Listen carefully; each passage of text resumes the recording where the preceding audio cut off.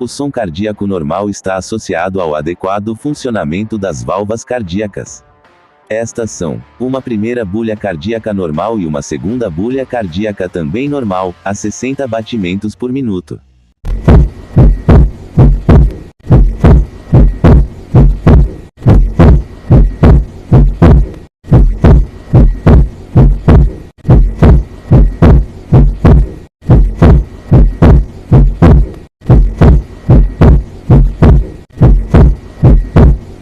No monitor é demonstrada a bulha cardíaca, S1, seguida de S2, satisfatoriamente audíveis, no foco mitral, com o paciente na posição supina.